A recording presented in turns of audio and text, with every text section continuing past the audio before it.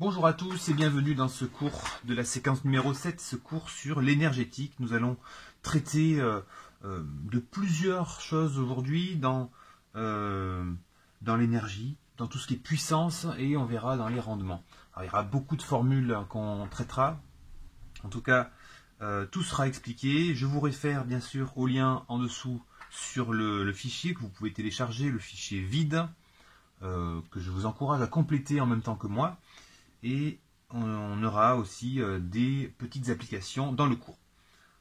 Je situe la formation dans laquelle ce cours vient se mettre. Nous sommes, pour ceux qui sont habitués, dans un BTS maintenance de véhicules.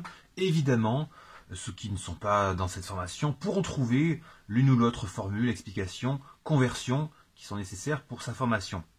Que ce soit un autre BTS, un DUT, une partie au lycée, STI, S, etc.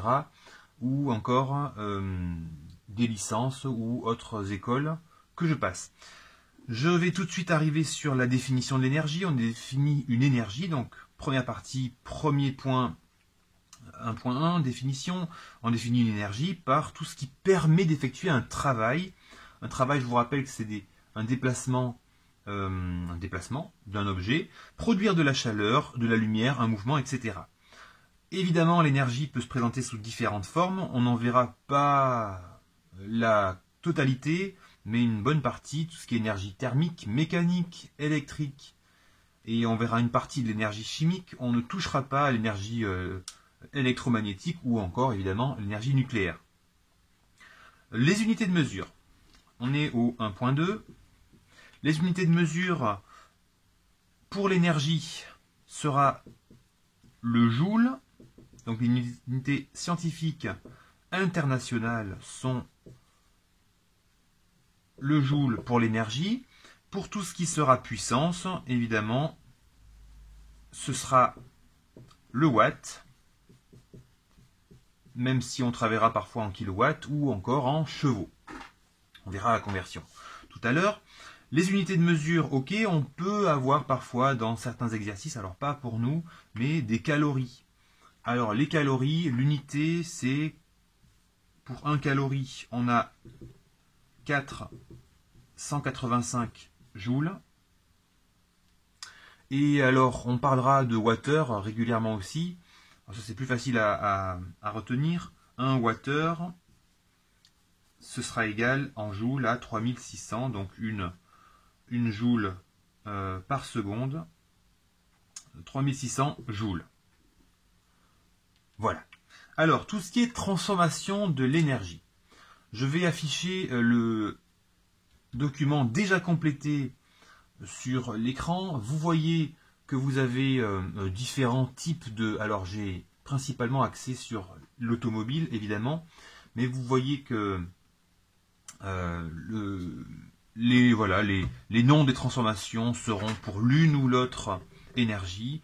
Alors c'est parfois des objets qui vont transformer l'énergie en une autre énergie, par exemple les piles, les batteries, générateurs et les moteurs, ou simplement des noms de réactions comme l'effet Joule, une réaction endothermique, une électrolyse, etc.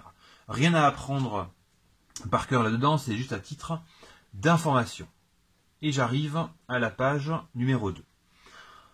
Pareil, vous voyez sur le schéma, sur le principe de conservation de l'énergie, globalement on va avoir tout ce qui va entrer, doit se retrouver en sortie, même si c'est de l'énergie qui est perdue par des frottements, la plupart du temps, donc de la chaleur. L'énergie perdue, c'est simplement la soustraction de ce qui va être en entrée, plutôt en sortie, moins ce qu'il y a en entrée. Et on va prendre l'exemple de l'ampoule à incandescence. L'ampoule à incandescence, on est ici au 2.2. Alors les anciennes ampoules à incandescence, sur celle-là, on va avoir une énergie d'entrée. On va dessiner une petite ampoule. Hop. Une énergie d'entrée de 100 joules en entrée. On mesure une énergie perdue, excusez-moi, une énergie de sortie de 3 joules. Ça veut dire que l'un moins l'autre, je vais avoir en énergie perdue une valeur de 97 joules. Perdu, alors c'est des ampoules, attention, c'est pas des ampoules qu'on peut encore rejeter aujourd'hui, c'était des ampoules à filament, quelque chose que heureusement on ne trouve plus énergétiquement, c'était quelque chose de terrible de perdre plus d'énergie que de l'effet désiré, c'est-à-dire de la lumière. Pour le graphique qui est à côté, d'une manière générale, alors je vais aussi le montrer sur l'écran, vous avez en énergie d'entrée ou une puissance d'entrée, puis un système qui va consommer. On aura donc une énergie de sortie ou une puissance de sortie, et logiquement, on va avoir la soustraction des deux, l'énergie ou la puissance perdue. La puissance, ok, on va la définir sur le 2.3. La puissance d'un système se définit par la quantité d'énergie, on est ici, la quantité d'énergie qu'il fournit ou qu'il absorbe dans l'unité de temps. L'énergie, ok, c'est en joules. La puissance, on l'a vu avant, on l'a dit, c'est en watts. Et on va avoir la formule importante, une formule qu'il faut connaître par cœur pour ce cours. Formule suivante, alors je l'écris en rouge, hein, vous voyez. La puissance, c'est égal à l'énergie sur le temps. P égale E sur T. Avec les unités, évidemment. Alors l'énergie, on peut l'avoir avec un E, ou on peut avoir alors la formule suivante qui est la même, puisque le travail se note W, surtout en thermodynamique, mais aussi sur un travail quelconque. Quand on a un déplacement, on appellera ça un travail. Déplacer un objet d'un endroit à un autre, c'est un déplacement. Si j'ai pas de déplacement, j'ai pas de travail. Mais je peux quand même avoir de l'énergie sur du frottement, par exemple. Donc P égale E sur T, la puissance en watts. La puissance, on va l'écrire comme ça.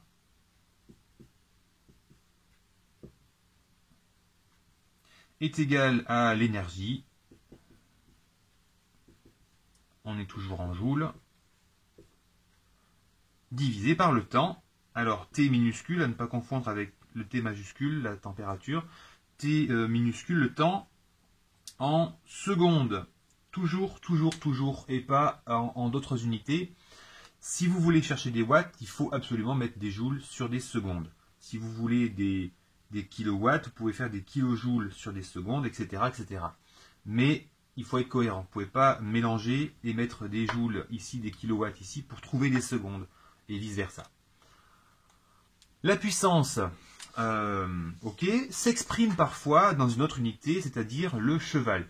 Surtout pour les moteurs, alors ce soit des voitures évidemment, mais d'autres moteurs qui peuvent s'exprimer en chevaux. On peut avoir dans l'industrie des moteurs qui ont des puissances de 3000 chevaux, 5000 chevaux. À quoi ça correspond? Donc c'est très simple, la conversion est à apprendre aussi, elle est très simple. Un cheval, c'est égal à 736 watts. Conversion importante à connaître pour le cours. Alors, il y a quelques formules qu'il faudra apprendre, en tout cas pour nous en BTS, maintenance de véhicule, P égale E sur T à connaître par cœur, la conversion de cheval en watts à connaître par cœur, et alors pour la quatrième partie de ce grand 2, le rendement, c'est aussi quelque chose, c'est pas très compliqué, mais c'est aussi à connaître par cœur, parce que c'est pas des formules qu'on vous donnera à une évaluation que vous pourriez avoir. Alors, on arrive au 2.4, le rendement.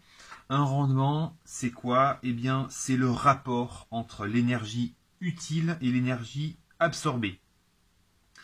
Énergie en entrée, énergie de sortie. On aura énergie utile, c'est-à-dire l'énergie d'entrée, énergie absorbée, c'est-à-dire l'énergie de sortie.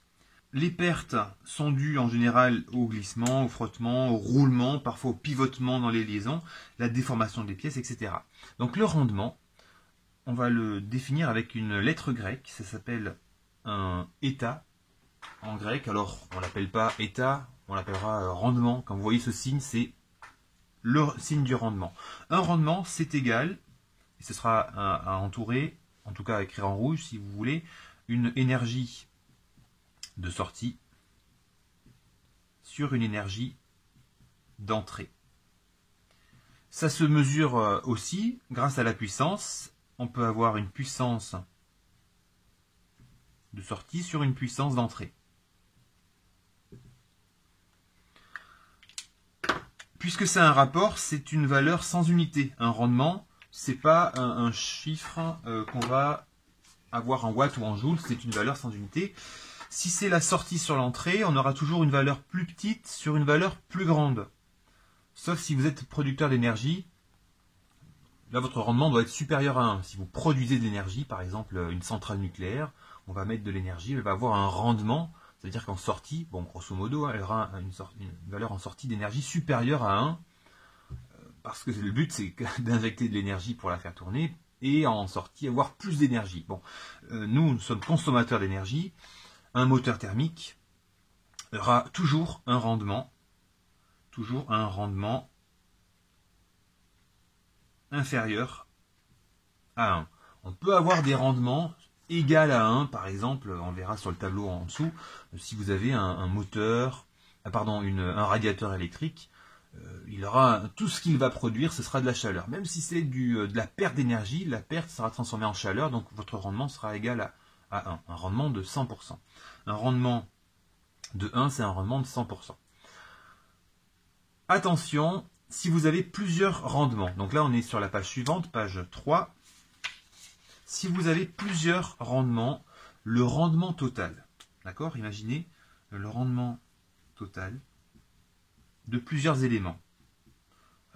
Par exemple, pour une voiture, on va avoir la batterie, puis on va avoir la boîte de vitesse, éventuellement le différentiel, et à la fin, les roues.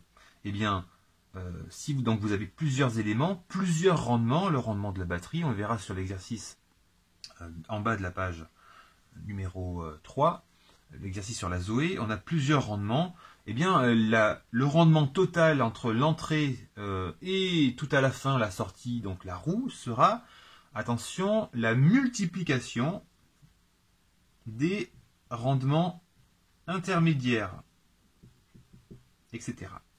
Très important, si vous avez plusieurs rendements, il ne faut pas les additionner. Beaucoup d'élèves se trompent à cette phase-là. Déjà, entre l'entrée et la sortie, beaucoup d'élèves mélangent. On va faire un exercice pratique ensuite sur la Zoé. Il ne faut pas les mélanger. Si vous avez un rendement supérieur à 1, posez-vous la question, est-ce que je ne vais pas avoir inversé simplement mes données? Et si vous avez plusieurs rendements, il ne faut pas les additionner, puisque si vous additionnez des rendements, vous aurez un rendement total supérieur à 1. Or, quand on est consommateur d'énergie, c'est pas bon, c'est l'inverse. On doit avoir, même à la fin, du coup, un rendement de plus en plus petit, puisqu'on va multiplier des valeurs inférieures à 1. Vous voyez sur le tableau, alors oui, il y a encore un petit exemple, vous avez en dessous de l'exercice, en dessous de la remarque, une petite application sur le rendement de l'ampoule à incandescence qu'on avait auparavant. On va avoir un rendement du coup de l'ampoule de 3 joules en sortie, je vais l'écrire ici.